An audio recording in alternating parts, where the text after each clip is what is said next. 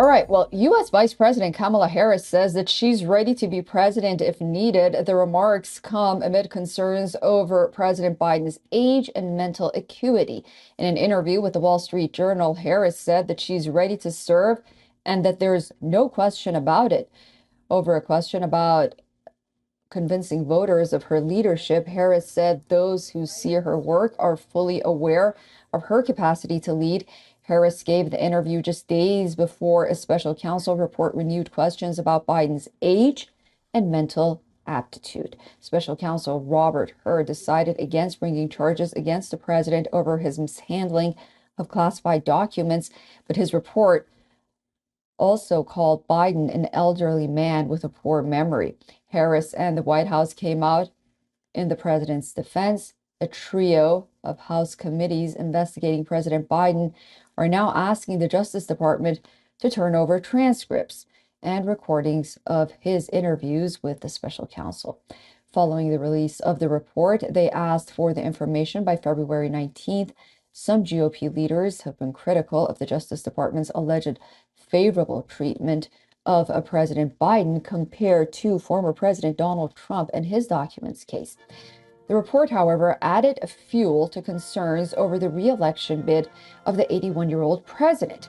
Polls conducted after the special counsel's report was released found that 86% of Americans think Biden's too old to serve. When it comes to opinion polls, Harris has even lower numbers than Biden. According to a poll conducted by NBC, favorability rating for Kamala Harris continues to sink. At least 1,000 registered voters participated in the poll conducted in late January. 53% of registered voters hold a negative view of Harris. All right, well, for more on this, we are being joined by Mark Merowitz, professor at State University of New York Maritime College and a political analyst. He's joining us live from New York City. Hi, Mark. Great to see you again.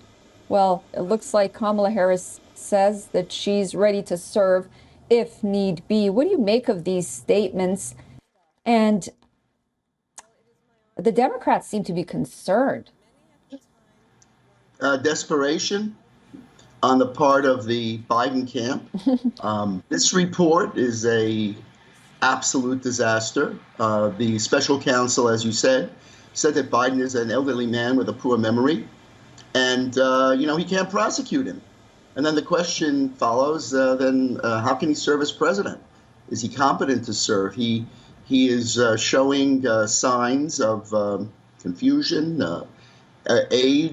age-related confusion and inability to express ideas. And he's, at the same time, negotiating the biggest issues in the world, in the Middle East, and so forth. Yet Kamala Harris comes along, and she says, remarkably, that everybody who sees how she leads is impressed with her, which is completely ridiculous. And the polls show it, as you indicated, because every project that she's gotten to be to undertake, she's failed at. She was sent to take care of the border. I don't even think she went to the border.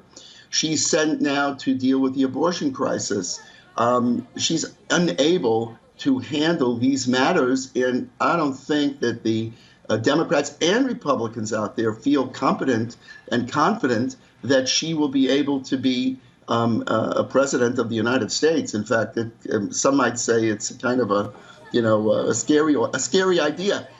Certainly to have her in leadership, having the background that she has in terms of her leadership skills so far. We have some big issues. Now, Biden is a good man, but it looks like he's hit a bump in terms of his capacity to serve. And then it's that question of, if not Kamala Harris, how do you bypass her should Biden, for example, maybe decide not to become the nominee? So what's the way ahead for Democrats as they face this spirited campaign by Donald Trump? Well, before we get to Trump, I mean, if Biden said, look, I'm not going to serve, and someone else has to be selected, then, the game plan would be for the Democratic leadership to pick somebody, and they probably wouldn't pick Kamala Harris at this time. The other thing is, if it became a crisis, there is a 25th Amendment that allows the vice president and a majority of the cabinet basically to say that the president is disabled. I think that that's a complicated process. That's a national crisis. And the ultimate decision in that would be Congress by a vote of 2/3 of both houses. So that's a very bad alternative. And hopefully we never get to that. In terms of Trump, I mean, on the other side, we just had Trump's statement that if Russia attacked a country, a NATO ally, and that ally did not pay up its required payment, and he actually said that America would not defend a NATO ally if they hadn't paid up. So I don't know what to do with this. I'm looking at one side with Biden's issues of age and competency, and then Trump's statement, which is absolutely out there, that if Russia invaded a NATO country, they didn't pay up, then not only would we not, he says, defend them, we would encourage Russia to do as much as they could against them. I mean, you're literally, your head implodes here to try to gather all of the things that are going on in America. But what the bottom line is we're in a very tough spot in America in terms of our leadership and who we get to select for our president. Yep, amen to that.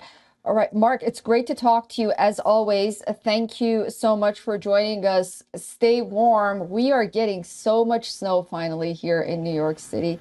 So stay safe and stay warm, and I'll talk to you soon. Thank you very much, Susan.